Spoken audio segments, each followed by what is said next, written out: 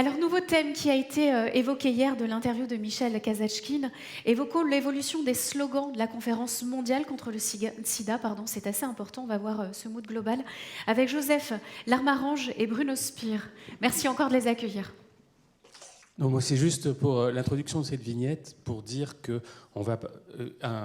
une instance très importante, ça a été les conférences, et notamment la conférence de l'IAS. Alors la première, c'était en 1985 à Atlanta, aux États-Unis.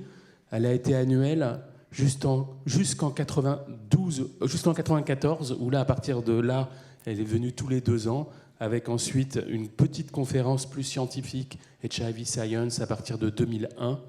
Et Joseph va vous montrer la reconstitution des différents slogans de cette conférence mondiale à partir de 1994. Merci Bruno. En effet, c'est à partir de 1994 qu'on commence à voir apparaître un slogan à chaque conférence biannuelle. Alors, 1994, il faut retrouver des images d'archives. Il n'y a pas encore Internet vraiment à l'époque. Et le tout premier slogan, il est sur les défis mondiaux du sida. Together for the Future, on est quand même encore très tôt.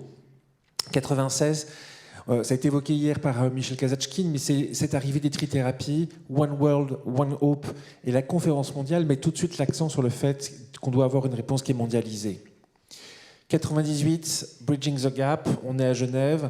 Encore une fois, l'enjeu, c'est de faire en sorte que ça arrive progressivement vers les Suds. Et 2000, on en a beaucoup parlé de cette conférence de Durban, 12 000 personnes, Breaking the Silence. Et c'est peut-être pas un hasard qu'on reprenne finalement ce mot de silence, qui a été le mot d'ordre d'Act Up, Silence Equal Death. Et on voit aussi que ça a changé. On était ensemble, il n'y a qu'un seul monde, et on voit qu'il y a un pont qui s'est créé, il y a du silence. On voit que déjà aussi ça change le combat. Tout à fait. 2002, on est toujours sur Knowledge and Commitment for Action, et de rappeler qu'en fait, la bataille, elle est avant tout scientifique, morale et politique. On a les savoirs, mais encore faut-il que ça devienne des actions. Et puis, 2004, Bangkok, ça y est, on commence à avoir eu la création du Fonds mondial, du PEPFAR, les premiers programmes se mettent en place, Access for All. Ce qui nous amène en 2006. Alors, juste pour donner une idée, on était à 12 000 participants à Durban. 2006, c'est 28 000 participants. Pour celles et ceux qui s'en souviennent, c'est l'époque où les abstract books faisaient la taille d'un bottin téléphonique. Alors, les nouvelles générations ne savent pas ce qu'est le bottin, mais imaginez le livre des abstracts qui fait facilement 6 cm d'épaisseur et l'arrivée du CD-ROM pour avoir une version électronique de ces résumés. Et donc 2006, Bill Gates, qui avec sa fondation, va avoir une demi-heure de discours dans un stade pour l'ouverture. Et c'est le moment de time to deliver. Il faut maintenant monter à l'échelle ces programmes d'accès au traitement. 2008, on continue, toujours sur le même plaidoyer, le Universal Action Now à Mexico. Et puis 2010, maintenant qu'on a de l'accès au traitement, on va revenir sur une autre dimension qui est celle de la question des droits humains. Right Here, Right Now. Et on va retrouver, alors 2012, Turning the Tide Together à Washington.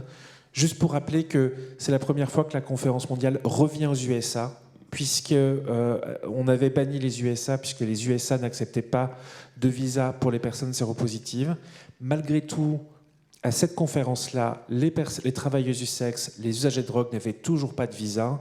Et c'est le début des conférences en Zoom, pas pour une question de Covid, mais pour une question de droits humains. 2014, en Australie, Stepping Up the Face.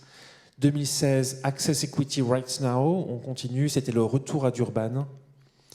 2018, à Amsterdam, Breaking Barriers, Building Bridges. Donc il y a des mots-clés qui reviennent comme ça. Et puis 2020, Resilience, on est en pleine épidémie de Covid. Donc ça a été une conférence virtuelle avec un mot d'ordre un peu particulier. Et juste pour finir, 2022, Re-engage and follow the science, dans un contexte où après l'épidémie, le discours scientifique est mis à mal, où les pseudo-scientifiques ont pris la place de tous les plateaux télé et qu'on a du mal à pousser en fait les connaissances qui sont acquises, c'est important de refaire l'accent sur le discours scientifique. Merci. Merci infiniment pour ce super travail.